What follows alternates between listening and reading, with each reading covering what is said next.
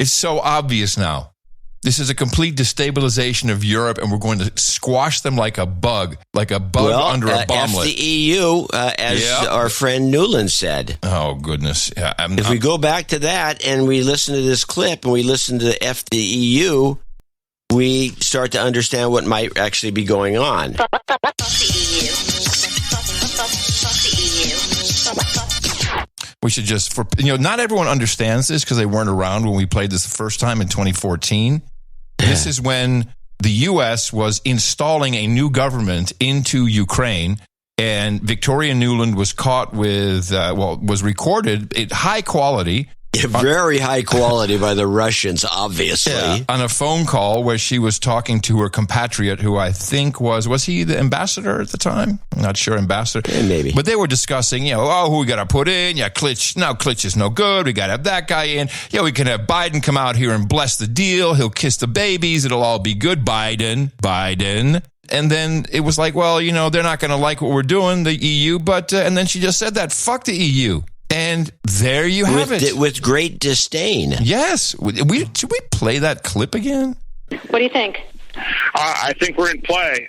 We're in play. The Klitschko piece is obviously the complicated electron here, especially the announcement of him as deputy prime minister. And you've seen some of my notes on the troubles in the marriage right now. So we're trying to get a read really fast on where he is on. Listen to these terms they use. We're in play. Yeah, like we got a little trouble here on the marriage because they're just it's like shotgun wedding. We were fusing everything together, handing out cookies. This stuff.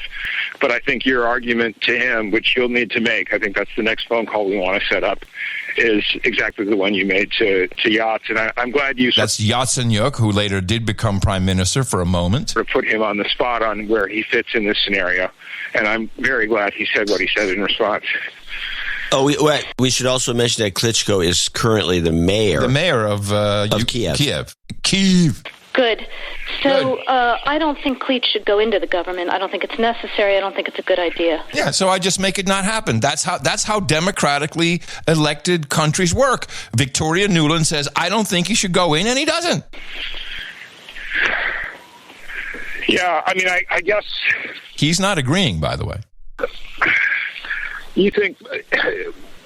in terms of him not going into the government, just let him sort of stay out and do his political homework and stuff. I'm just thinking in terms of sort of the process moving ahead, we want to keep the moderate Democrats together. The problem is going to be Tannibok and his guys. No, Tannibok. And, I'm sure that's part of what Yanukovych is calculating on all of this.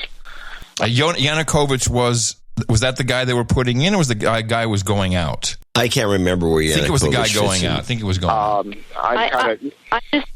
I think Yats is the guy who's got the economic experience, the governing experience. He's the guy, what he needs is Klitsch and Tannibok on the outside. He needs to be talking to them 4 times a week. Yeah, she's now actually not just putting people into government, but arranging their agenda. Yeah.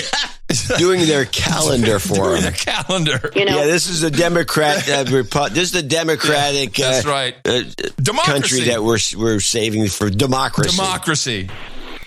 I just think Klitsch going in, he's going to be at that level working for Yatsenyuk. It's just not going to work. No, not going to work. No, I think I agree. That's right. No. Okay. What do you think, John? Not going to work. I think just now. Not going to work. Not going to work. Give him something else to do. Guy. No, let him just do his political homework on the outside. Good. Well, do you want us to try to set up a call with him as the next step? My understanding from that call, but you tell me, was that the big three were going into their own meeting, and that Yats was going to offer in that context a three-way, the 3+1 conversation or 3+2 with you. Is that not how you understood it? No, I mean, that's what he proposed, but I think just knowing the dynamic that's been with them where Klitschko has been the top dog, he's going to take a while to show up for whatever meeting they've got, and he's probably talking to his guys at this point. So I think you reaching out directly to him helps with the personality management among the three. This is literally how we used to pitch, Gillette.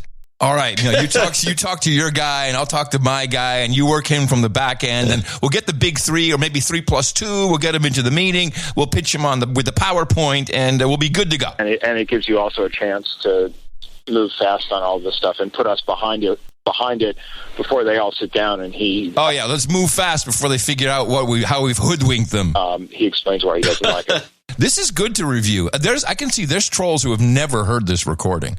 They have Well, this is no from 2014, so it's like 9 years ago. It is. Okay, So good. that's- I'm happy. Why don't you reach out to him and see if he wants to talk before or after? All right, how do we put a bow around this, Vicky? How do we wrap this all up? Will do. Thanks.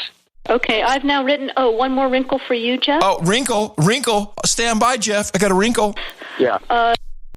Can't remember if I told you this or if I only told Washington this, that Yeah, because, you're not in the loop on everything, Jeff, just so you know. when I talked to Jeff Feltman this morning, he had a new name for the UN guy, Robert Seri. Did I write you that this morning? Yeah, I saw that.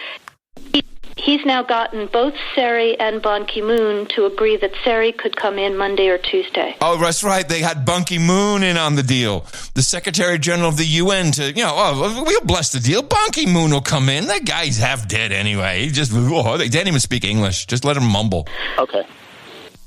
So that would be great, I think, to help glue this thing and have the UN help glue it. Yeah, have the UN help glue it, because that's what's good. Glue it. And, fuck the EU. Yeah, No, there exactly. it is. And I think we've got to do something to make it stick together. Exactly. Now, let's just go back for a second. So she's saying we'll have the UN glue it, because clearly the European Union is like, what are you guys doing in our backyard?